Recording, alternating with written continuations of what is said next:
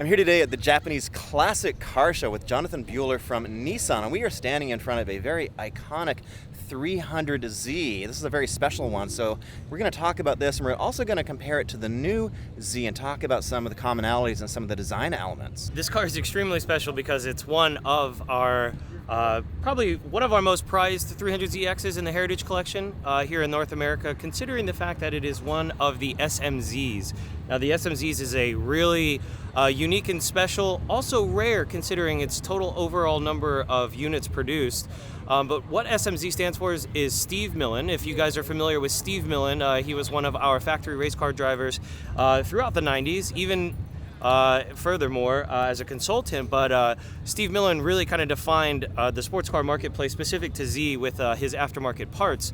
And so this was a collaboration between Nissan and Steve where he interjected essentially a ton of his modifications to this car. And what that includes is a tune, a lot of other engine components, as well as an exhaust, and exterior pieces like the front lip, the side skirts, and of course that beautiful rear wing. All of this together put together an amazing package that then led to some of the most powerful and most performance-oriented Zs we've ever made. So on the front, we can see, as stunning as the front three-quarter, full front-fledged view of the 300. What you'll notice about this is this lower front splitter.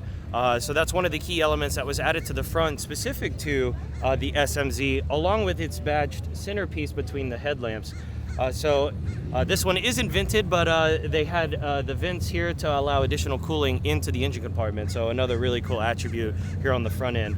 As we work our way though around to the back, or to the side rather, one of the key things you'll notice are these beautiful, beautiful wheels. These are a staggered fitment specifically for the SMZ. So as you can tell, they're absolutely stunning.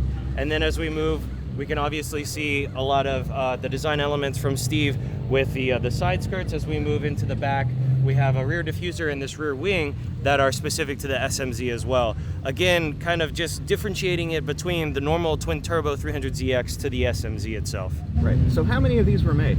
On record, we know of about 104, and this is specifically number 12 out of the 104.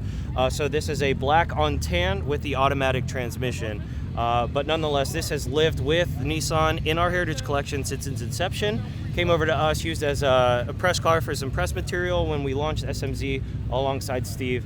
And it's been a great addition to our Heritage Collection here in North America. Considering the fact that, he drove in Le Mans with one of these 300ZXs, his number 75 drove in one.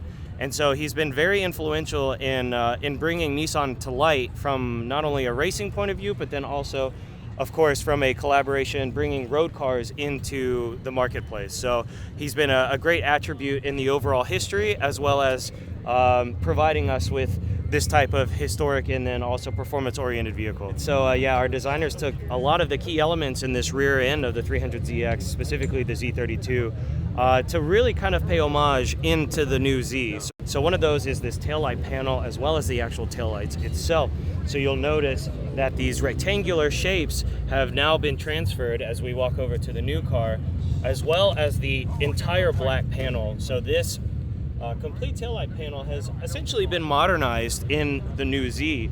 So if we come over here and look, you can see that we've got the rectangular shape, we've got the long elongated rectangular shape with the smaller reflectors, very reminiscent of the 300, and then the all black taillight panel also pays homage to that as well. So a lot of those key elements really play into the fact that this new Z has a lot of rich heritage built into it, not only from a design, but then from its 3-liter twin-turbo engine as well.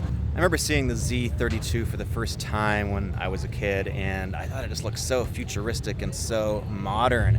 And in my mind, the rear end of this, the tail lights that have been brought over into the new Z, from a design standpoint, is definitely the most successful part of the car. I think it looks incredible, and I really do like the way that Nissan has sort of harkened back to the past with the Z. So people are asking, when is the new Z going to be at dealers? I asked Nissan. They say it should be at dealers by the end of the year. The proto is already out. Yeah, you've seen the crazy prices on it. And I hope you enjoyed this video. If you did, there's another one right over here. My name is Eric. Thanks for watching.